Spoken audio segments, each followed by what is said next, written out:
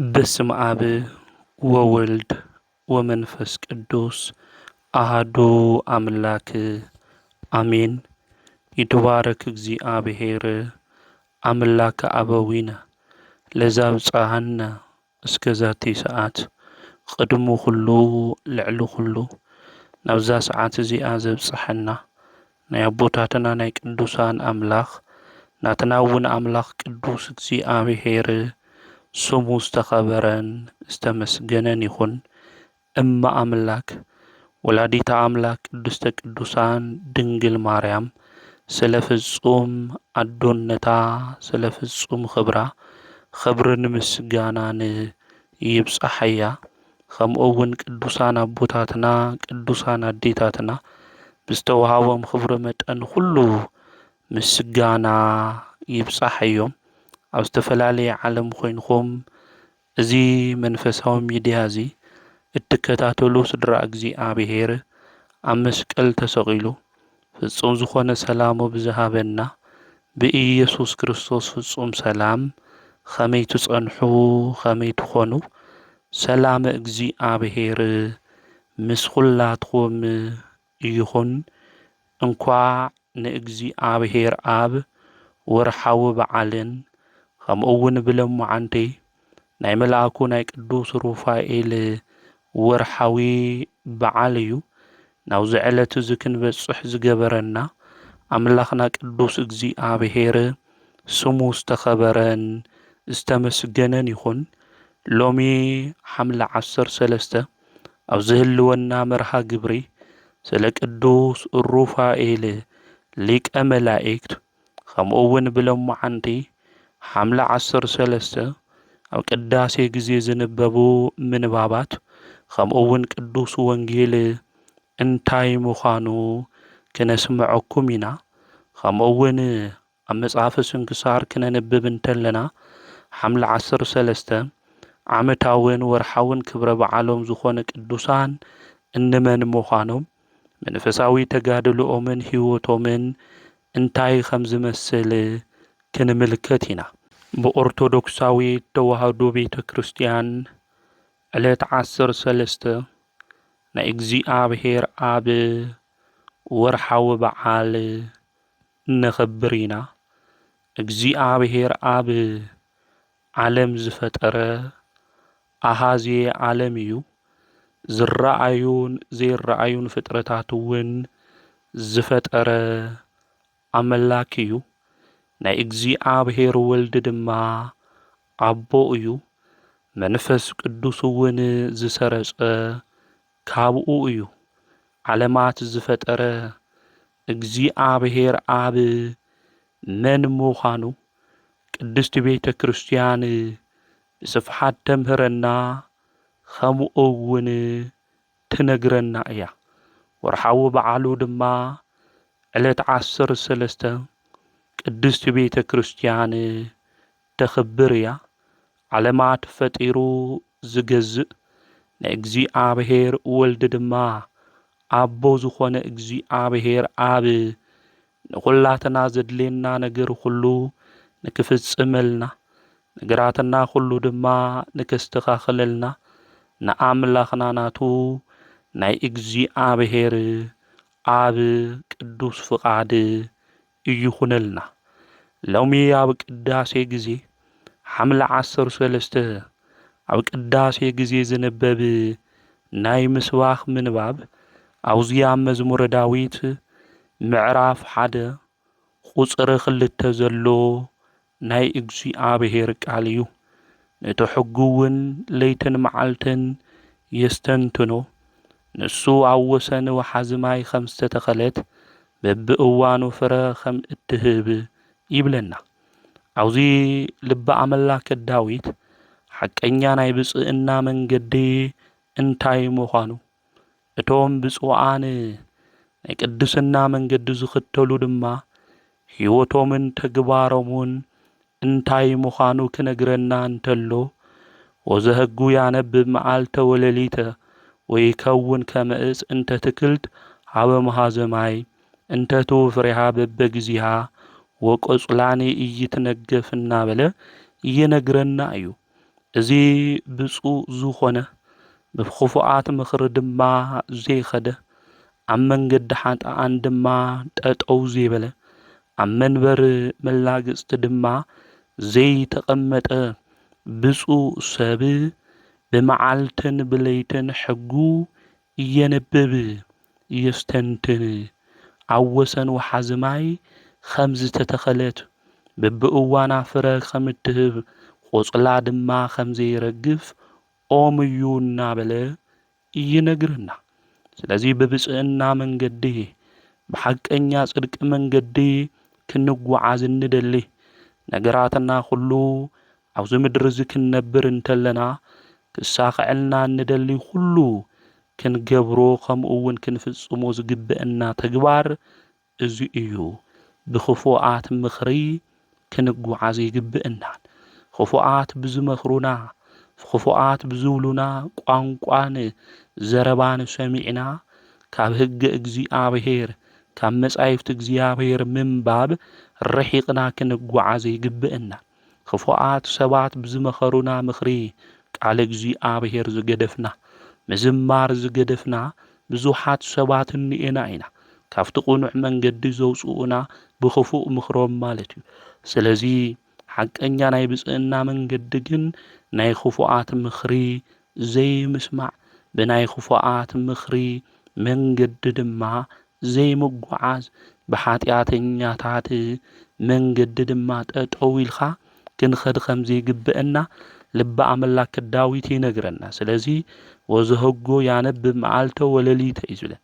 ስለዚ ናይ እግዚኣብሔር ቃል ብመዓልትን ብለይትን እንታይ ይገብር የነብብ የስተንትኖ ድማ ኢሉ ይነግረና። ስለዚ ናይ እግዚኣብሔር ቃል ሓቂ እዩ።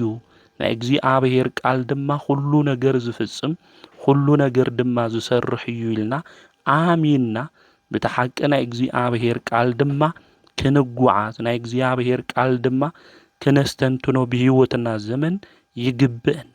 ናይ እግዚኣብሔር ቃል ሒዝና ንጓዓዝ እንድሕር ኮይና እቲ ናይ እግዚኣብሔር ቃል ድማ ሓቀኛ ቃል እዩ ንዘለዓለም ዝነብር እዩ ኢልና እናስተንትን ንኻልኦት እውን እንናገር እንድሕር ኮይና ፍረና በብግዚኡ ንህብ ማለት እዩ።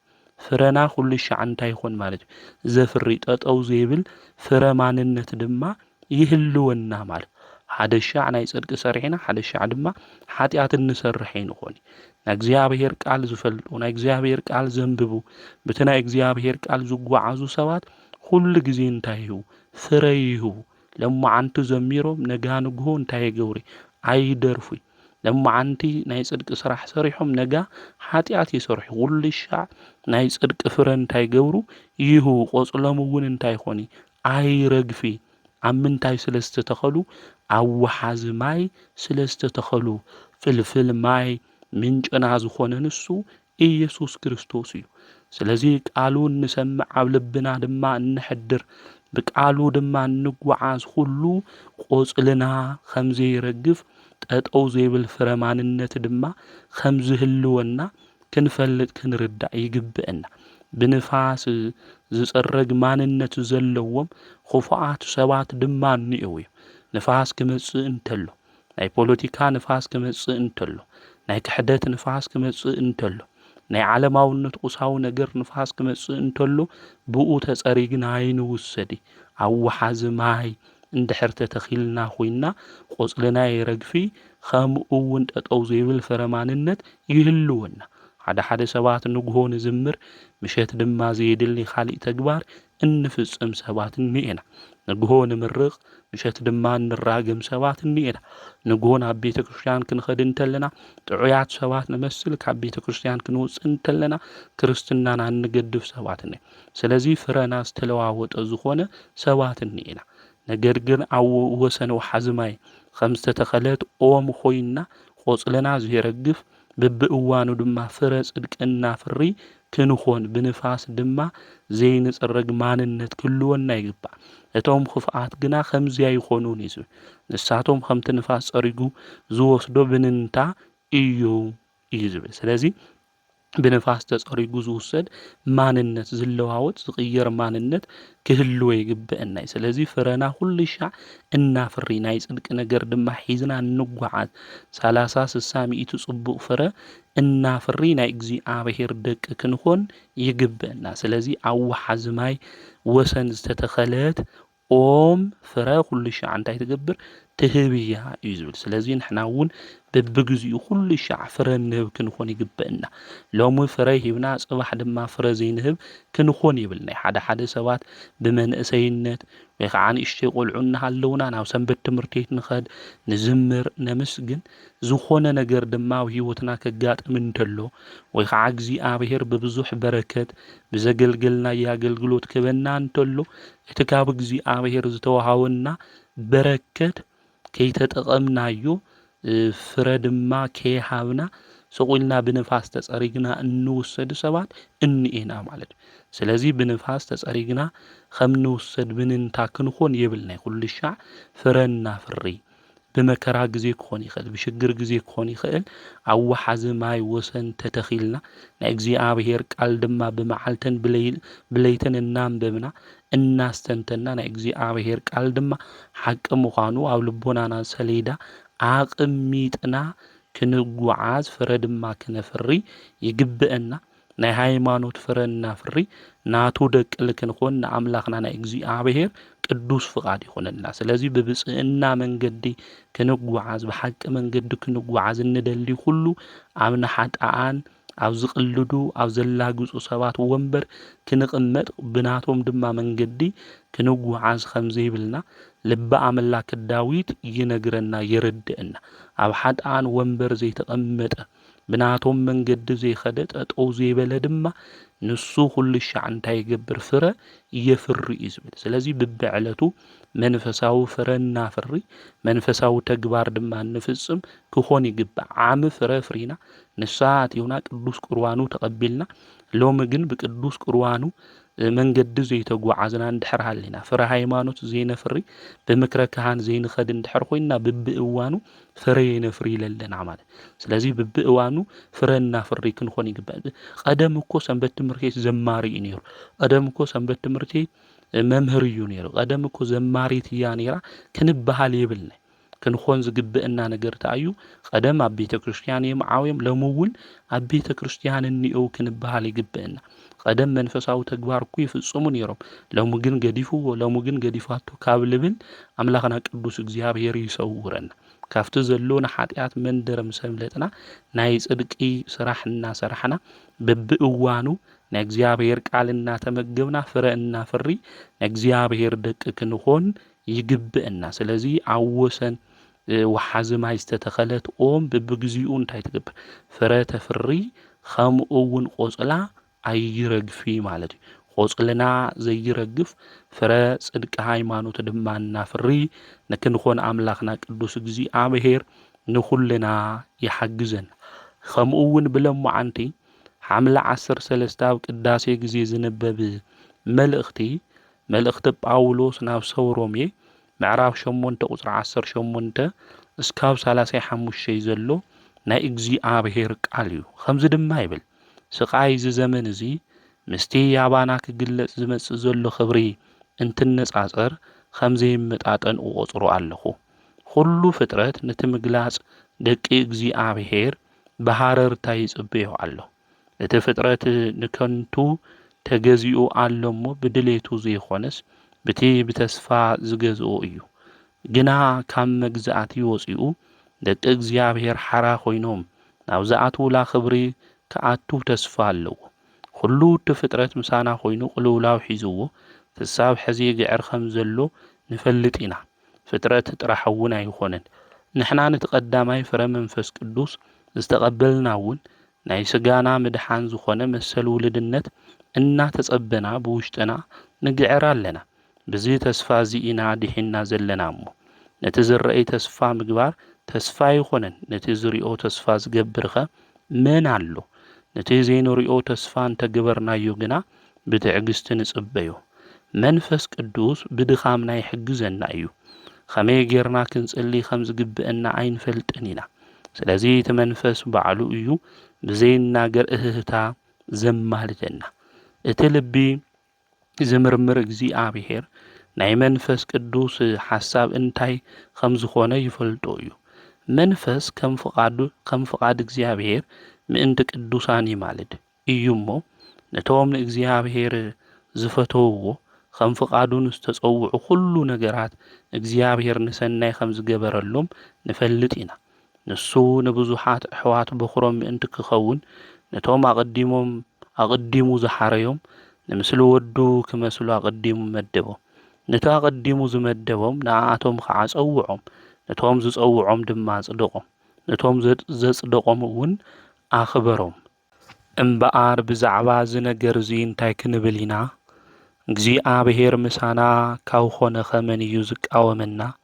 ንወዱ እኮ ምእንቲ ኩላትና ኣሕሊፉ ሃቦ እምበር ዘይናሕሰየሉስ ኸመይ ደኣ ምስኡ ኩሉ ብልግሲ ዘይሂበና? እቲ ዘጽድቕ እግዚአብሔር እዩ። ነቶም ናይ እግዚአብሔር ሕሩያት ዝኸሶም ደኣ መን እዩ? እቲ ዝኹንን ኸመን እዩ? እቲ ዝሞተ ካብ ሞት ዝተስአ ኣብ የማን እግዚአብሔር ኾይኑ እውን ምእንታና ዝማልድ ኢየሱስ ክርስቶስ እዩ። ስለ ቃሉ ንኣምላኽና ናይ እግዚአብሔር ስሙ ዝተኸበረን ዝተመስገነን ይኹን። ብዙሓት ሰባት ቅዱስ ጳውሎስ አውዚ ኣብ ሮሜ መልእኽቱ ምዕራፍ 8 ቁጥሪ 34 ዘንበብናዮ ቃል ብምሓዝ ኢየሱስ ክርስቶስ ስለ ናትና የማልድ እዩ ኢሎም ስለ ኢየሱስ ክርስቶስ ፈራድነት ገዲፎም ንሱ ኣማላዲ እዩ ብዝብል ናይ ስሕተትን ናይ ክሕደትን መንገዲ ዝጓዓዙ እኒኤው እዮም።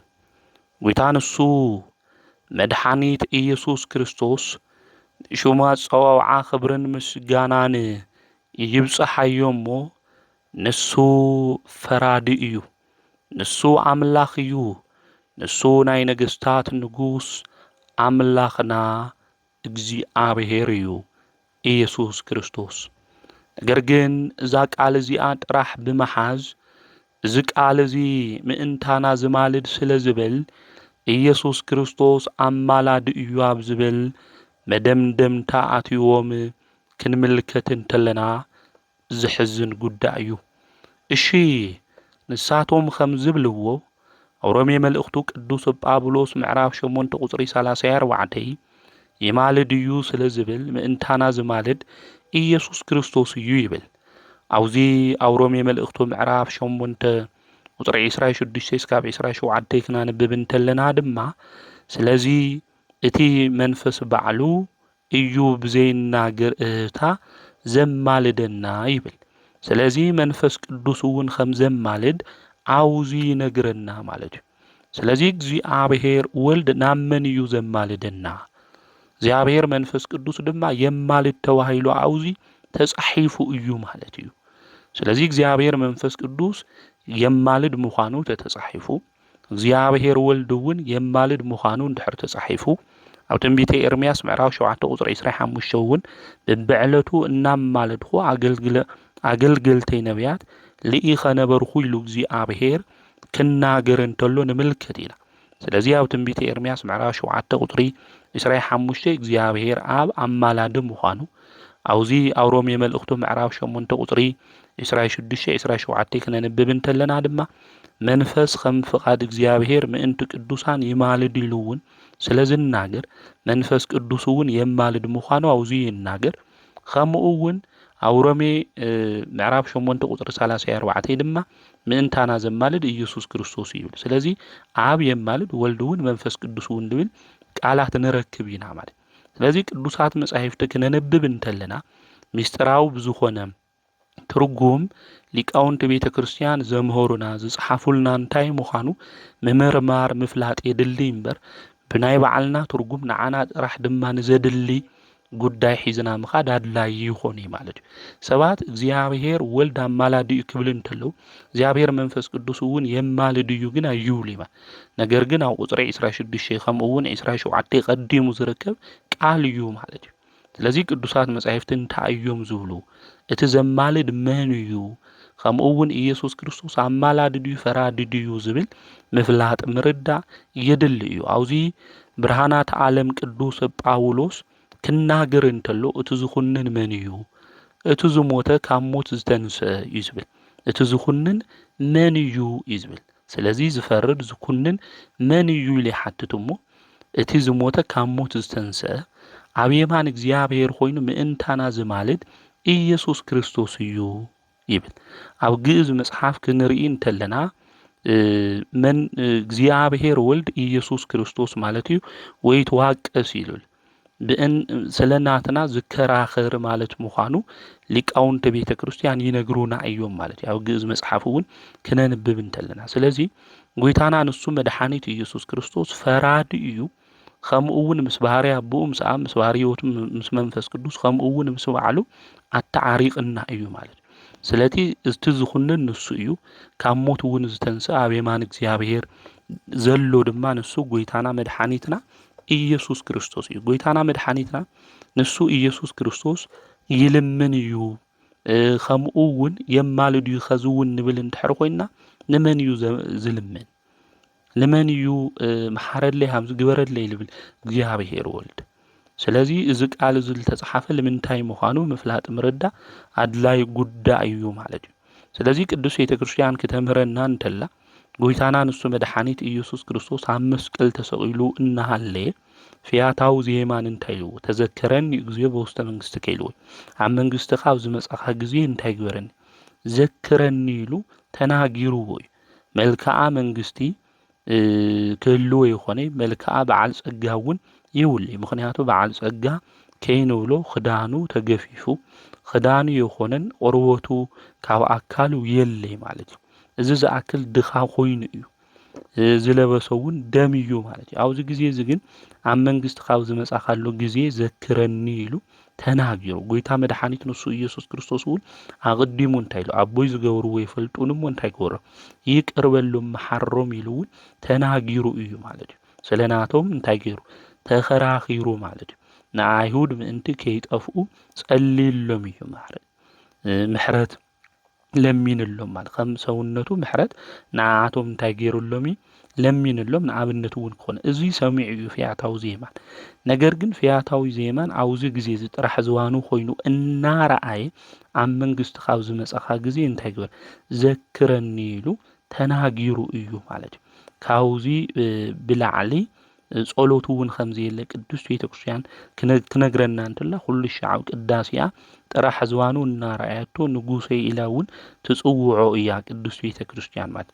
ስለዚ ጎይታ መድኃኒት ኢየሱስ ክርስቶስ ከታይሉ ሕዚ ምሳይ ኣብ ገነት ትነብር ኢኻ ኢሉ ካብዚ ብላዕሊ ድማ ፍርዲ የለይ ማለት ሕዚ ምሳይ እንታይ ትገብር ካብ ገነት። ስለዚ ጎይታና መድኃኒትና ኢየሱስ ክርስቶስ ፈራዲ ኣምላኽ እዩ። ኣብዚ ቅዱስ ጳውሎስ ድማ ዝነግረና ዘሎ እዚ ዝኹንን መን እዩ ኢሉ እቲ ካብ ሞት ዝተንስአ ኣብ የማን እግዚኣብሔር ኮይኑ እውን ምእንታና ዝማልድ ማለት ጎይታ መድኃኒት ኢየሱስ ክርስቶስ ብዕለተ ዓርብ ብዝገበሮ ተልእኾ ፍጹም ዝኾነ ዋጋ ረኺብና ኢና ካብ ዘለዓለማዊ ሞት ድማ ካብ ጥንቲ ዓብሶ ድሒና ኢና ኢሉ ክናገር እንተሎ እዩ ማለት።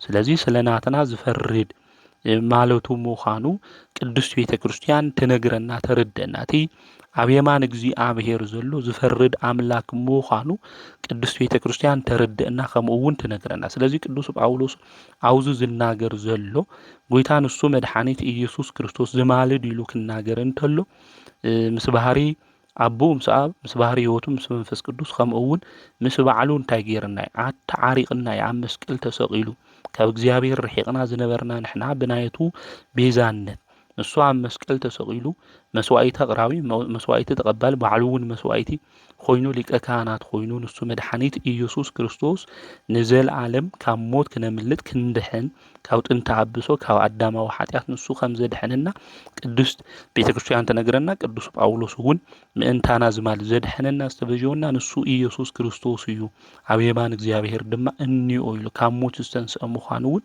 ክምስክር እንተሎ ኣብዚ ክንምልከት ክንፈልጥ ይግብአና። ጎይታ መድኃኒት ንሱ ኢየሱስ ክርስቶስ ስጋ ለቢሱ አውዛ ዓለም እዚ ክመላለስ እንተሎ ብስጋ ወርሓት ንሱ መድሓኒት ኢየሱስ ክርስቶስ ስለናይና ክልምን እንተሎ ንምልከት ኢና ንሱ ፍጹም አምላኽ ከምኡውን ፍጹም ሰብ ስለ ዝኾነ ነገር ግን ከዚ እውን ጎይታ መድሓኒት ኢየሱስ ክርስቶስ ስለናትና የማልድ እዩ ይልምን እዩ እንብል እንድሕር ኮይና ግን ልክዕ ከምዚ የኾነ ቅዱስ ቤተ ክርስቲያን ትነግረና ቅዱስ ጳውሎስ አውዚ ኣብ ዕብራውያን መልእኽቱ ምዕራፍ 5 ቁጥር 7 ክናገር እንተሎ ኢየሱስ ብዘመን ስጉኡ እንተሎ ካብ ሞት ከድሕኖ ናብ ዝኽእል ጸሎትን ልመናን ብብርቱዕ ጋዕርን ንብዓትን ኣቕረበ እዩ ዝብል ስለዚ ንሱ ጎይታ መድሓኒት ኢየሱስ ክርስቶስ ብስጋ ወርሓት እናሃለየ ኣብዚ ምድሪ እዚ ክመላለስ እንተሎ ብዘመነ ስጋዊ ስለናትና ምድሓን ከም ዝለመነ ይነግረና ይርድአና ንሱ ከም ዝተዓረቀና ይነግረና ማለት እዩ ስለዚ ቅዱስ ጳውሎስ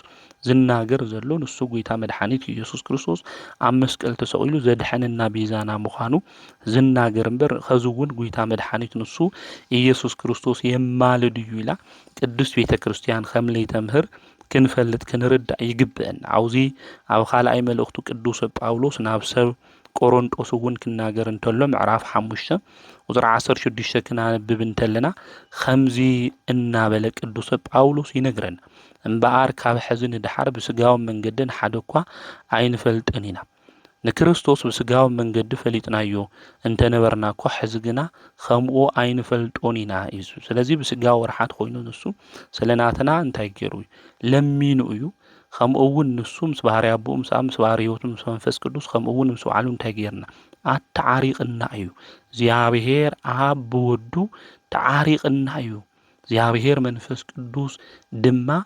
ብእግዚአብሔር ወልድ ብቃሉ ማለት እዩ እንታይ ገይርና ማለት ምሳናት ባዕሉ ድማ እግዚአብሔር ወልድ ድማ ንኹልና ተዓሪቅና እዩ ማለት ስለዚ ምስ እግዚአብሔር ምስ እግዚአብሔር መንፈስ ቅዱስ ከምኡውን ምስ ባዕሉ ዘተዓረቀና ንሱ ጎይታ መድሓኒት ኢየሱስ ክርስቶስ ምዃኑ ክንፈልጥ ክንርዳእ ይግባእ ንሱ ጎይታ መድሓኒት ኢየሱስ ክርስቶስ ክናገር እንተሎ ኣብ ዮሐንስ ወንጌል ምዕራፍ 16 ቁጥሪ 26 ክናነብብ እንተለና ድሕር ገዲም ኣነ ንኣኹም ስለ ኣብ ዝልምን ይኾንኩ ብሽሙይ ግን ክትልምኑ ኢኹም ኢሉ ክናገር እንተሎ ኣብዚ ንምልከት ኢና ብታ መዓልቲ እቲኣ ብሰመይ ክትልምኑ ኢኹም ኣነ ንኣብ ምእንታኹም ክልምኑ እየ ኣይብለኩም እዩ ስለዚ ጎይታ ንሱ መድሓኒት ኢየሱስ ክርስቶስ ከዚ እውን የማልድ እዩ ክንብል እንተለና ኦርቶዶክሳዊት ተዋህዶ ቤተክርስቲያን ታምህሮ ትምህርቲ ከምዚ የኾነ ክንፈልጥ ክንርዳእ ይግብአና ብስጋ ወርሓት ግን ንሱ ጎይታ መድሓኒት ኢየሱስ ክርስቶስ ኣማሊዱ እዩ ኣተዓሪቁ እዩ ለሚኑ እዩ ዝብሉ ቃላት ንረክብ ኢና ማለት ስለዚ ጎይታ መድሓኒት ኢየሱስ ክርስቶስ ኣብዚ ምድሪ እዚ ጠሚኡ እዩ ጸሚኡ ከዚ ከይጠሚሎ ይጸምእ ማለት እዩ ከምኡ ሃምለ የኾነ ክንፈልጥ ክንርዳእ ይግብአና ማለት ስለዚ ጎይታ መድሓኒት ንሱ ኢየሱስ ክርስቶስ ቅዱስ ጳውሎስ ኣብ ሮሜ መልእኽቱ ምዕራፍ 8 ቁጥሪ 34 ስለናትና ምእንታና ዝማልድ ኢሉ ክናገር እንተሎ እቲ ብእግዚአብሔር የማን ዘሎ ዝተቐመጠ ንሱ መድሓኒት ኢየሱስ ክርስቶስ ብዕለተ ዓርብ ንዓና ክብል ዝኸፈሎ ቤዛነት ዝፈጸሞ ተልእኮ እንታይ ምዃኑ ክገልጽ ክናገር እንተሎ እምበር ከዚ እውን ንሱ የማልድ እዩ ክንብል እንተለና ንሱ ፈራዲ የኾነ ንሱ ኣምላክ የኾነ ናብ ዝብል ክሕደት ክወስደና ስለ ዝኽእል ክንፈልጥ ክንርዳእ ይግበአና ቅዱሳት መጻሕፍቲ ግን ክናነብብ እንተለና ጎይታ ንሱ መድሓኒት ኢየሱስ ክርስቶስ ፈራዲ ኣምላክ ምዃኑ ይነግሩና ይረድኡና ኣብዚ ኣብ ራእይ ዮሐንስ ምዕራፍ 22 ቁጥሪ 12 ክናነብብ እንተለና ናይ እግዚአብሔር ቃል ከምዚ ይብል ኢየሱስ ከዓ እንሆ ቀልጢፈ እመጽእ ኣለኹ ንነፍሲ ወከፍ እውን ከከም ግብሩ ክፈድዮ ዓስበይ ምሳይ ኣሎ ይስብል ስለዚ ከከም ግብሩ ዓስብና ዝኸፍለና ንሱ ጎይታ መድሓኒት ኢየሱስ ክርስቶስ እዩ ኣልፋና ኦሜጋ ቀዳማዊን ዳሕራዋይን መጀመርታን መወዳእታን ኣነ እየ እዩ ዝብል ስለዚ ቀልጢፉ ዝመጽእ ዝፈርድ ንሱ እዩ ከከም ግብርና ድማ ዝህበና ንሱ ጎይታ መድሓኒት ኢየሱስ ክርስቶስ እዩ ኣልፋና ኦሜጋ እዩ ቀዳማዊ ዳሕራዋይ መጀመርታን መወዳእታን ዘይብሉ ንሱ እዩ ማለት እዩ ኣብዛ ዕብራውያን እውን ክነንብብ እንተለና ንሱ ኢየሱስ ክርስቶስ ቀዳማዊ ምዃኑ መጀመርታ ምዃኑ ናይ መጀመርታ ምዃኑ እውን ቅዱስ ጳውሎስ ይነግረና እዩ ይርድአና እዩ ስለዚ ከም ግብርና ዓስብና ዝኸፍለና ዋጋና ዝህበና ፈራዲ ኣምላኽ እዩ ንሱ ጎይታ መድሓኒት ኢየሱስ ክርስቶስ ነገር ግን የማልድ እዩ ዝብል ቃል ስለዝረኸብና ጥራሕ ኢየሱስ ክርስቶስ በቃ ኸዝውን የማልድሎ ንብል እንድሕር ኮይና ቅዱሳት መጻሕፍቲ ክነንብብ ተለና ተናስሐ ተጸጸተ ልብል ተንረክብተና እግዚአብሔር ይጽጸት እዩ እግዚአብሔር ይናስሐ ፍጥረታት በመፍጣሩ ንብል እንድሕር ኮይና ሁሉ ነገር ይፈልጢ እግዚአብሔር በቃ ልብትል ተፈጠሮ ፍጥረትስ ጎደሎ ገይሩ ከም ዝፈጠረ ይሓስቡ ይላብሉ ክሕደት እውን ክወስደና ስለዝኽእል ቅዱሳት መጻሕፍቲ ክናንብብ እንተለና ሚስጥራዊ ዝኾነ መንገዲ ሊቃውንት ቤተክርስቲያን ተርጉሞሞ እዮም ፊደል ይቀትል እዩ ትርጉም ድማ የድሕን እዩ ኢሎም ዝነገሩና እውን እዚ ብገዛ ፍቃድና እውን መጻሕፍቲ ክንትርጉም ከም ዘይብልና እውን አቦታትና ዝነገሩና ዘረድኡና ነዚ እዩ ስለዚ አውዚ የማልድዩ ክብል እንተሎ ወይ ተዋቀስ ይልብል ማለት ስለዚ ስለናትና ዝከራኸር እዩ ማለት እዩ ንሱ ስለናትና ምሕረት ኣብ መስቀል ተሰቂሉ እናሃለ ጌታ መድኃኒት ኢየሱስ ክርስቶስ ከም ሰውነቱ ለሚኑ እዩ ከምኡ እውን ኣብ መስቀል ተሰቂሉ እናሃለወ ሕዚ ምሳይ ኣብ ገነት ክትነብር ይኽእል ፍርድ እውን ሂቡ እዩ ኣብ መንግስቲ ካብ ዝመጻእ ስለዚ መንግስቲ ዘለዎ አምላክ እዩ ንሱ ኢየሱስ ክርስቶስ ስለዚ ማድድ ልብል ቃል ጥራሕ ሒዝና ኢየሱስ ክርስቶስ በቃ የማልድዩ ንብል እንድሕር ኮይና ሮሜ 8:26-27 እውን ይማልድ ይብል መንፈስ ቅዱስ ስለዚ መንፈስ ቅዱስም ወልድም እንታይም የማልዱ ኢና ላመን ይመከማልዱ እዩ ስለዚ በእግዚአብሔርነት በመለኮት ሓደ እዮም ኣብ ወልድ መንፈስ ቅዱስ ማለት እዩ ሚስጥረ ስላሴ ነፋልሶለና ማለት ካብ ሚስጥረ ስላሴ ትምህርቲ ወፂና ናብ ክሕተት መንገዲ ንኸድለና ምዃንና ክንፈልጥ ክንርዳእ ይግብአና ስለዚ ንሱ ጌታ መድኃኒት ኢየሱስ ክርስቶስ ናብዚ ዓለም እዚ ተወሊዱ መጽኡ ምስ ባህሪ አቦ ምስ አብ እንታይ ጌርና አታሪቅና ምስ መንፈስ ቅዱስ ምስ ህይወቱ እውን አታሪቅና ከም እውን ምስ ባዕሉ التعريقنا مخانو قدوس ቤተክርስቲያን ተነግረና ቅዱስ ጳውሎስ እውን እዚ ነገር እዚ ንከርደና በየማን እግዚአብሔር እንታይ ልኾነ ለተቀመጠ ይብል እቲ በእግዚአብሔር አብ ዝተቀመጠ መንዩ ክንብል እንተለና ፈራድ ዝኾነ ንሱ ኢየሱስ ክርስቶስ እዩ እስጢፋኖስ ከቀትልዎ ወስድዎ እንተለው አውዚ ጊዜ እዚ በፈላይ ኣብ ግብረ ሐዋርያት ምዕራፍ 7 ቁጥር 56 ክነንብብ እንተለና ኢየሱስ ድማ ኣብ የማን እግዚአብሔር ቆይሙ ረአይ ይዝብል እዚ ዝርኢ ዘሎ እስጢፋኖስ እዩ እስጢፋኖስ ግና መንፈስ ቅዱስ መልኦ ይብለና ቁጥር 55 ናብ ሰማያን ቃሪሩ ክብር እግዚአብሔርን ኢየሱስን ኣብ የማን እግዚአብሔር ቆይሙ ረአይ ይዝብል ስለዚ ክብር እግዚአብሔር እዩ ኢየሱስ ክርስቶስ ድማ ኣብ የማን እግዚአብሔር ቆይሙ ረአዩ ሽዑ እንሆ ሰማይ ተኸፊቱ ወዲ ሰብ ድማ ኣብ የማን እግዚአብሔር ቆይሙ ርኢ ኣለኹ ኢሉ ተናጊሩ እዩ ከምኡውን ኣብ ቁጥሪ 59 ክነንብብ እንተለና ብእምነት ክቅጥቅጥዎ እንተለው እስጢፋኖስ ከም ዝበለ ኦ ጌታ ኢየሱስ ነፍሰይ ተቀበል ኢሉ ጸለየ ስለዚ ኢየሱስ ክርስቶስ ነፍስ ዝቀበል አምላክ ጌታ እዩ ተንበርኪኹ ከዓ ብዓውይ ድምጽ ኦ ጌታ ነዚ ኃጢአት እዚ ተቆጸረሎም ኢሉ ድማ ተናገረ ኃጢአት ይቅር ዝብል ዝድምስስ ንሱ ኢየሱስ ክርስቶስ ስለዚ አምላክ እዩ አምላክ እዩ ኃጢአት ይቅር ዝብል ኃጢአት ዝድምስስ ከምኡውን አምላክ እዩ ነፍስ ዝቀበል ስለዚ ኢየሱስ ክርስቶስ አምላክ እዩ ኣብ ዮሐንስ ወንጌል ምዕራፍ 1 ከቁጥር 1 ጀሚርና ክነንብብ እንተለናውን መጀመርታ ቃል ነበረ ቃል እግዚአብሔር ነበረ ቃልውን ነበረ እግዚአብሔር ቃል ድማ ስጋ ሆነ እዩ ስለዚ ጌታ ንሱ መድኃኒት ኢየሱስ ክርስቶስ ቅድመ ዓለም ምፍጣሩ ዝነበረ ዓለም ድማ ዝፈጠረ እዩ መጽኡ ድማ ምስተፈለየ አካሉ ካብ ቅድስተ ቅዱሳን ካብ ድንግል ማርያም ተወሊዱ ኣብ መስቀል ተሰቂሉ ንኹልና ቤዛ መድኃኒት ኮይኑ አድሒንና ስለዚ ቅዱስ ጳውሎስ ክናገር ተሎ ዝኩንን መን እዩ ዝፈርድ መን እዩ ኢሉ ምስተናገረ በየማን እግዚአብሔር ድማ ዘሎ ካብ ሞት እውን ዝተንሰአ ትንሳኤና ዘአወጀልና ምእንታና ምስ ባህሪ አቦ ምስ ባህሪ ህይወቱ ምስ መንፈስ ቅዱስ ምስ ባዕሉ ድማ ዘተዓረቀና ጌታ ንሱ መድኃኒት ኢየሱስ ክርስቶስ ምዃኑ ዝተፈጅወና ዘድሐነና ንሱ ምዃኑ እዩ ዝናገር ስለዚ ብስጋ ወርሓት ጌታ መድኃኒት ኢየሱስ ክርስቶስ ለሚኑ አማሊዱ ከምኡውን አታዓሪቁ ዝብሉ ቃላት ክንረክብ ንኽእል ኢና ድሕር ገዲም ግን አነ ስለናትኩም ለአብ ዝልምን ይኹንኩ ብሰመይ ግን ክትልምን ኢኹም ኢሉ ጌታ መድኃኒት ኢየሱስ ክርስቶስ ተናገር ቅዱስ ጳውሎስ እውን ናብ ቆሮንጦስ መልእክቱ ክጽሕፍ እንተሎ ምዕራፍ 15 አፍታ መጀመሪያ መልእክቱ ማለት ኢላው ቆሮንጦስ ናይ ምምላድ ናይ ምልማን ስልጣን አባና አንበረ ኢሉ ክናገር እንተሎ እውን ንምልከቴና ንሪና ስለዚ አልፋና ኦሜጋ ዝኾነ መጀመርታ መወዳእታን ዝኾነ ጌታ መድኃኒት ንሱ ኢየሱስ ክርስቶስ ከም ግብርና ዝኸፍለና አምላኽ ቅዱስ ምዃኑ ፈራዲ ምዃኑ ቅዱስ ቤተክርስቲያን ብዝተምህረና እያ ትነግረና እያ። ነገር ግን እዛ ቃል እዚኣ ጥራሕ ሒዞም በቃ ኢየሱስ ሃምዚ እዩ ኣማላዲ እዩ እናበሉ ከይተረዶም ቃል ጥራሕ ሒዞም ዝጠፍኡ ትውልድ እኒአው እሞ ንኣቶም ክትሓትዎም ዝደሊ ቃል እኒአኒ ኣብዚ ኣብ የማን እግዚኣብሔር ኮይኑ ምእንታና ዝማልድ ኢየሱስ ክርስቶስ ይብል። ስለዚ ኣብ የማን እግዚኣብሔር ኮይኑ ንሱ ቅዱስ እስጢፋኖስ ከም ዝነገረና ነፍሲ ዝቕበል እዩ ከምኡ እውን ሓጢኣት ይቅር ዝብል እዩ። ስለዚ ዘማልድ ሰብ ዝልምን ሰብ ንሳቶም ከም ዝብልዎ ከዚ እውን የማልድ እዩ ከዚ እውን ይልምን እዩ ከም ዝብልዎ ዝልምን ከዚ ዝልምን ዘሎ ሰብ ነፍሲ ክቕበል ይኽእል እዩ ከምኡ እውን ሓጢኣት ይቅር ክብል ይኽእል እዩ ልብል ሕቶ ክንሓቶም ይግብአና ማለት እዩ። ስለዚ ኣብዚ ቅዱስ ጳውሎስ ዝተናገሮ መልእኽቲ ጎይታ ንሱ መድሓኒት ኢየሱስ ክርስቶስ ቤዛ ኮይኑ መድሓኒት ኮይኑ ዘድሕነና ምዃኑ ስለናትና እውን ዝከራኸር ስለናትና እውን ምሕረት ዝልምን ኣብ መስቀል ተሰቂሉ ንሱ ጎይታ መድሓኒት ኢየሱስ ክርስቶስ ምሕረት ለሚኑ እዩ። ኣይሁዳውያን ንከይጠፍኡ ምሕረት ለሚኑ ኣቦይ ዝገብርዎ ይፈልጡ እሞ ኢሉ ኣብነት እውን ክኾነና እንታይ ገይሩ ለሚኑ እዩ።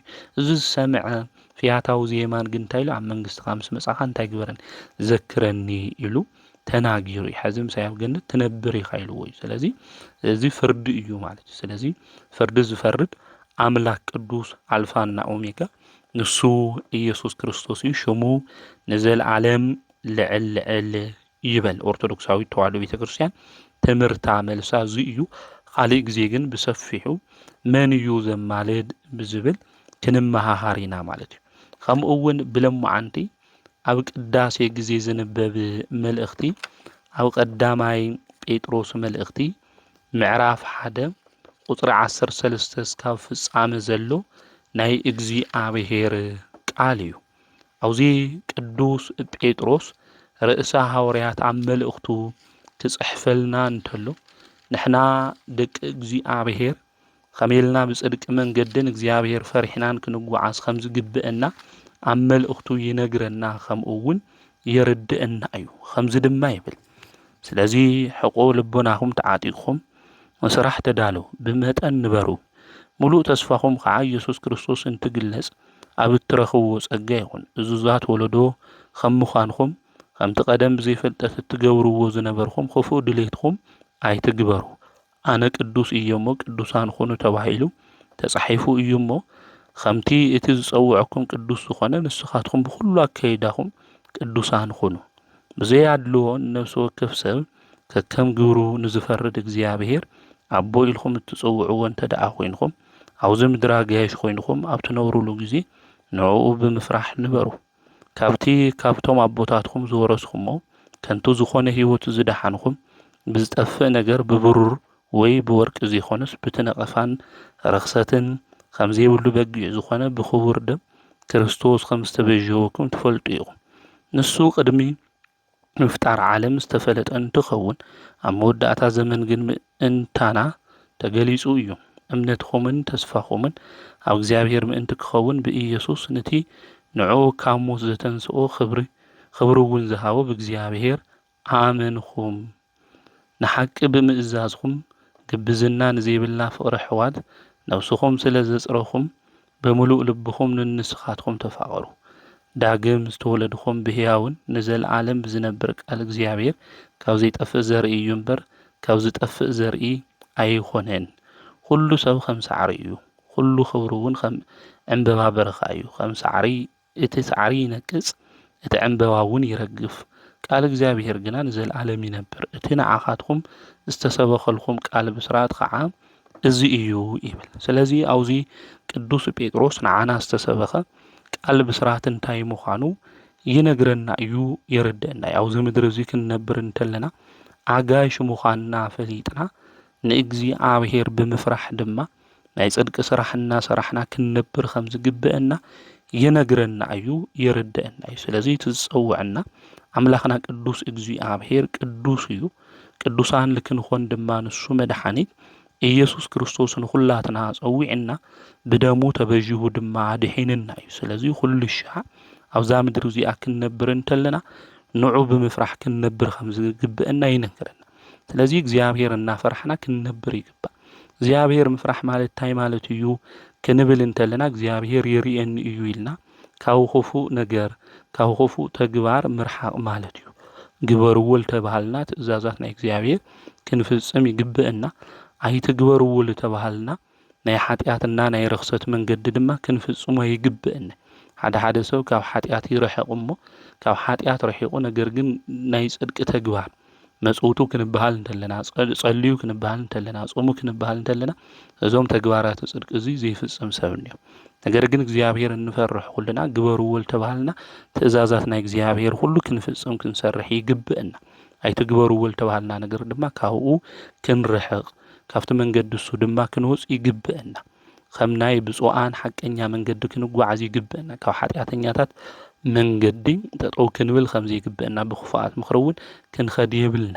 ንሰባት ድማ ክፉእ መንገዲ እንታይ ምዃኑ እናተናገርና ናብ ጽድቂ ነገር ንክመፁ ድማ ናይ ህይወት ቃል ክንምህር ክንናገር ይግብአና ማለት። ስለዚ እግዚአብሔር ፍርሑ ክንበሃል እንተለና ትእዛዙ ክንሕሉ ከም ዝግብአና እውን ክንፈልጥ ክንርዳእ ይግብአና። መፍቀሬ ጥበብ ሰሎሞን እውን እግዚአብሔር ፍራሕ ትእዛዙ እውን እንታይ ይግበር ሓሉ እዩ ዝብል። ስለዚ እግዚአብሔር ዝፈርሕ ሰብ ትእዛዙ እንታይ ይገብር ማለት እዩ ይሕሉ። ትእዛዙ ዝሕሉ ሰብ ድማ ንእግዚአብሔር ይፈትዎ እዩ። ጎይታ መድሓኒት ኢየሱስ ክርስቶስ ንዓይ ትፈትውኒ እንድሕር ኮይንኩም እንታይ ግበሩ ኢልና ትእዛዘይ ሓሉ ኢሉ ኣዚዝና እዩ። ስለዚ ጎይታና መድሓኒትና ንሱ ኢየሱስ ክርስቶስ ዝተበጀወና ዘድሐነና መድሓኒት ንፈትዎ ኢና ንብል እንድሕር ኮይንና ትእዛዙ ክንሕልው ይግባእ። ትእዛዙ ንሕልው እንድሕር ኮይንና ድማ ብእግዚአብሔር ምፍራሕ መንገዲ ንጓዓዝ ኣለና ማለት እዩ። ሓደ ሰባት እግዚአብሔር ፍርሑ ታና መጀመርያ ጥበብ እውን እግዚአብሔር ምፍራሕ እያ ክበሃሉ እንተለው ከመይ ኢልና ኢና እግዚአብሔር ክንፈርሖ ዝግብአና ዝብሉ ሰባት እኒኡ። ሓደ ሰባት እግዚአብሔር ናብ ገሃነም ስለለእቱ ከም ሓጢኣትና ከም በደልና ድማ ስለ ዝቐጽዐና እግዚአብሔር ዝበለና ነገር ሁሉ ክንፍጽም እኒአና ዝብሉ ሰባት እኒኡ። ነገር ግን ቅዱስ ቤተ ክርስቲያን ክተምህረና እንተላ እግዚአብሔር ክንፈርሖ ዝግብአና ልክዕ ከም ውላድ እምበር ከም ኣገልጋሊ ክኾን ከም ዘይብሉ ትነግረና እያ ተረድአና እያ። ሓደ ውላድ ናብኡ ዝፈርሖ ካብ ገዛ ከውፀኒ እዩ፣ ደሞዘይ ክቕንሰሊ እዩ፣ ከኣስረኒ እዩ ኢሉ ይኾነ ናብኡ ዝፈርሖ ከምኡ እውን ዝእዘዞ ካብ ፍቅሪ ዝተልዓለ ናብኡ ይፈርሖ ኣቦኡ ዝበሎ ተግባር እውን ይፍጽም። ሓደ ኣገልጋሊ ግን እቲ ዝተባሃሎ ነገር ሁሉ እንድሕር ዘይፈጸመ ኮይኑ ካብ ገዛ ይወፅእ፣ ደሞዝ እውን ይቕነሶ፣ እቲ ነገር እሱ ስለ ዘይፈጸመ እውን ተባሪሩ ክኸድ ይኽእል እዩ። ኣብ ገዛ ዝሰርሕ ኣገልጋሊ ወይ ከዓ ሰራሕተኛ ማለት ንኣምላኽና ቅዱስ እግዚአብሔር ንሕና ንፍራሓዮ ክበሃል እንተሎ ግን ናብ ሲኦል ስለ ልእትወና ኣምላኽና ቅዱስ እግዚአብሔር ከም በደልና ከም ሓጢኣትና እውን ስለ ዝኸፍለና ክኾን ዝግባእ ከም ክርስቲያንስ ንዓና ክብል ፈትዩና ንሱ መድሓኒት ኢየሱስ ክርስቶስ ኣብ መስቀል ተሰቂሉ ዋጋ ከፊልና እዩ። ስለዚ ንዑ ንፍራሕ ክንበሃል እንተለና ብፍትወት ክኾን ብፍቅሪ ክኾን ከም ዝግብኦ ክንፈልጥ ክንርዳእ ካብ ፍቅሪ ዝተልዓለ ውላድ ናብኡ ዝፈርሖ ዝእዘዙ ካብ ፍቅሪ ዝተልዓለ ከም ዝኾነ ኩሉ ልክዕ ውላድ ናብኡ ከም ዝፈርሖ ናይና እውን እግዚአብሔር ንፍራሕዩ ክንበሃል እንተለና ብዚ መንገዲ እዚ ክኾን ይግብኦ። ስለዚ እግዚአብሔር ምፍራሕ ክንብል እንተለና ጠቕልል ኣቢልና ሃይማኖት ምስ ምግባራት ተሓሒዝና ክንሕዝ ከም ዝግብአና ቅዱስ ቤተ ክርስቲያን ተምህረና እያ። ኣብ ኩሉ ዕድመና ኣምላኽና ቅዱስ እግዚአብሔር እናፈራሕና ክንእዘዙ እዩ ዝግብአና። ኣምላኽና ቅዱስ እግዚአብሔር ንፈርሖ እንድሕር ኮይና እንረኽቦ ጥቕሚ እንታይ እዩ ንብል እንድሕር ኮይና ኣብ መጽሓፈ ምሳሌ ንጉስ ሰሎሞን ክነግረና እንተሎ እግዚአብሔር ምፍራሕ ናብ ህይወት ይመርሕ እዩ። ስለዚ ናብ ህይወት ዝመርሐና እግዚአብሔር ክንፈርሕ እንተለና እዩ። እቶም እግዚአብሔር ዝፈርሑ እውን ይብል ጸጊቦም ይሓድሩ ክፉእ ነገር እውን ኣያጋጥሞም እዩ ዝብል። ስለዚ ኣምላኽና ቅዱስ እግዚአብሔር ብምፍራሕ እታ ናይ መጀመርያ ጥበብ ዝተባሃለት እግዚአብሔር ምፍራሕ ኣብ ልቦናና ሒዝና ኣምላኽና ቅዱስ እግዚአብሔር ዝኣዘዘና ትእዛዝ እናፈጸምና ብሕጉን ብስርዓቱን ክንጓዓዝ እንተለና ክፉእ ነገር ከም ዘይጋጠመና ጸጊብና እውን ከም ንሓድር ናብ ህይወት እውን መንገዲ ከም ንጓዓዝ ክንፈልጥ ክንርዳእ ይግብአና። ዕድመና እውን ይውስኽ ኣይንቕሰፍ።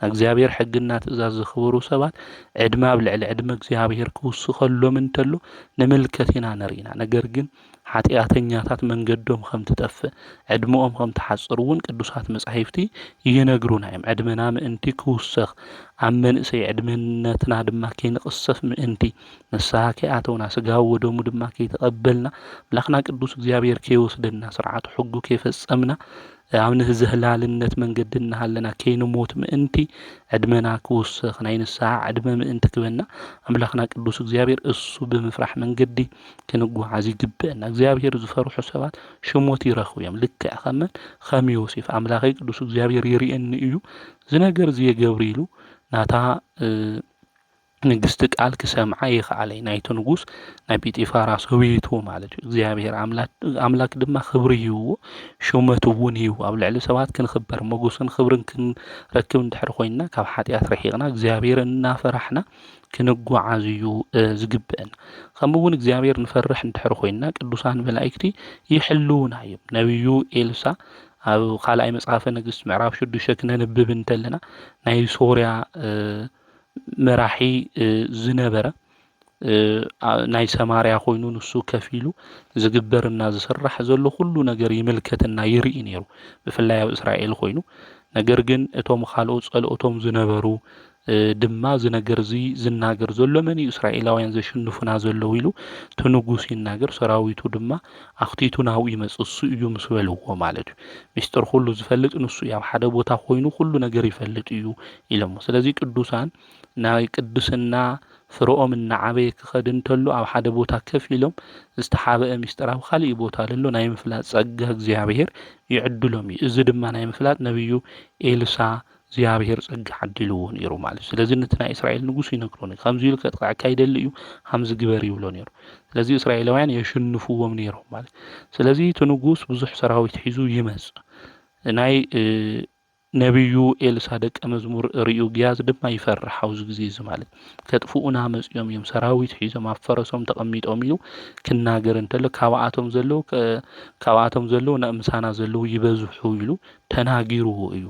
ኣብይኒኡ ናትና ክብል እንተሎ እግዚኣብሔር ዓይኑን ክኸፍተሉ እዚ ነቢዩ ዝጸልዩ ግያዝ እውን ክርኢ እንተሎ ኣብቲ ዘለዎ እምባ ኸቢቦም ኣብ ሓዊ ኣፍራስ ድማ ሰረገላ ተቐሚጦም ቅዱሳን መላእክቲ ርዩ ተመልኪቱ። ስለዚ እዚ ነቢዩ ኤልሳ እግዚኣብሔር ይፈርሕ ስለ ዝነበረ ቅዱሳት መላእክቲ ሓልይዎም እዮም። ስለዚ ንሕና እውን ብህይወት ዘመንና እግዚኣብሔር ብምፍራሕ መንገዲ ንጓዓዝ እንድሕር ኮይንና እግዚኣብሔር ኣብ ዝፈርሑ ስፍራ መን ይሰፍር እዩ? ናይ እግዚኣብሔር መልአክ ይሰፍር እዩ። ስለዚ መልአኩ ቅዱስ ሩፋኤል ንሕና ኣብ ዘለናዮ ቦታ ዝሰፍር ንሕና እግዚኣብሔር ክንፈርሕ እንተለና ብጽድቂ መንገዲ ድማ ክንጓዓዝ እንተለና። ስለዚ እግዚኣብሔር ምፍራሕ ዕድመ ይውስኽ ሽሞት ክብሪ የውህበና ቅዱሳን መላእክቲ ይሕልውና ሓጎስ ተድላ እውን ንረክብ ኢና ማለት እዩ።